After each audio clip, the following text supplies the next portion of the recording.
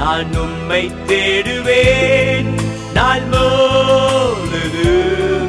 நான் உம்மை சேவிப்பேன் வாழ்நாள் எல்லாம்.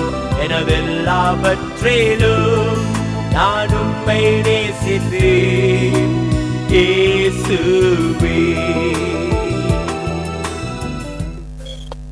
ஆண்டவரும் உலக இரட்சகரும் உன்னத மீட்பருமான இயேசு கிறிஸ்துவின் நாமத்தினாலே உங்கள் யாவருக்கும் அன்பின் வாழ்த்துக்கள். வாழ்வு தரும் உணவு என்னும் இந்நிகழ்ச்சியின் மூலமாக உங்களை சந்திப்பதிலே நாங்கள் மகிழ்ச்சி அடைகிறோம். இன்றைக்கும் அப்போஸ்தலருடைய நடபணிகள் அதிகாரம் 21-17 20 உள்ள வேத பகுதிகளை வாசிப்பதை நாம் கவனிப்போம். நாங்கள் எருசலேமுக்கு வந்தபோது சகோதரர் எங்களை சந்தோஷமாய் ஏற்றுக்கொண்டார்கள். மறுநாளிலே பவுல் எங்களை கூட்டிக் கொண்டு யாக்கோபிடத்திற்கு போனான்.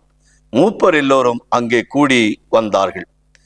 அவர்களை அவன் வினாவி தன் ஊழியத்தினாலே தேவன் புறஜாதிகளிடத்தில் செய்தவைகளை ஒவ்வொன்றாய் விவரித்து சொன்னான். அதை அவர்கள் கேட்டு கர்த்தரை மகிமைப்படுத்தினார்கள். பின்பு அவர்கள் அவனை நோக்கி, சகோதரனே, யூதருக்குள்ளே அநேக 1000 பேர் விசுவாசிகளாய் இருப்பதை பார்க்கிறீரே, அவர்கள் எல்லோரும் நியாய பிரமாணத்திற்காக வைராக்கியம் உள்ளவர்களாய் இருக்கிறார்கள். ஆமேன். நாம் ஜெபிப்போம். அன்பின் ஆண்டவரே, அப்போஸ்தலனாகிய பவுல் தன்னுடைய ஊழியத்திலே புறஜாதிகளின் மத்தியிலே பலத்த அற்புதங்களையும் அடையாளங்களையும் செய்ததை விவரித்து காண்பித்த பொழுது எல்லாரும் உடைய நாமத்தை மகிமைப்படுத்தினார்கள். தகப்பன், இன்றைக்கும் இந்த வார்த்தைகளை கேட்ட ஒவ்வொரு பிள்ளைகள் வாழ்க்கையிலும் எனக்கு ஏதாவது ஒரு அற்புதம் நடக்காதா, எனக்கு ஒரு அதிசயம் நடக்காதா, என் கண்ணீர் துடைக்கப்படாதா, என் காயங்கள் ஆற்றப்படாதா என்று எதிர்பார்த்து கொண்டு இருப்பார்களே. ஆனால் என் தேவனாகிய கர்த்தர் உம்முடைய பரிசுத்த கரத்தை நீட்டி ஒவ்வொருவருக்கும் ஆறுதலையும் சமாதானத்தையும் சுகத்தையும் கட்டளையிடுவீராக. ராஜா, பலவீனங்களை மாற்றுவீராக.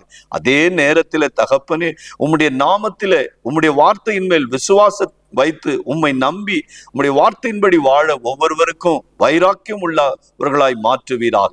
உம்முடைய வார்த்தையின் வல்லமையை விளங்க பண்ணுவீராக. வானத்திலும் பூமியிலும் சகல அதிகாரங்கள் கொண்டவர் நீர் என்பதை அப்பா ஒவ்வொரு பிள்ளைகளும் உணரும்படி செய்வீராக.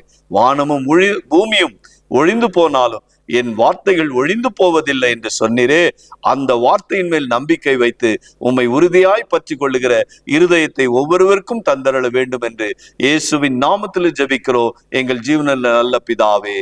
ஆமேன். Praise the Lord. God bless you all. Thank you.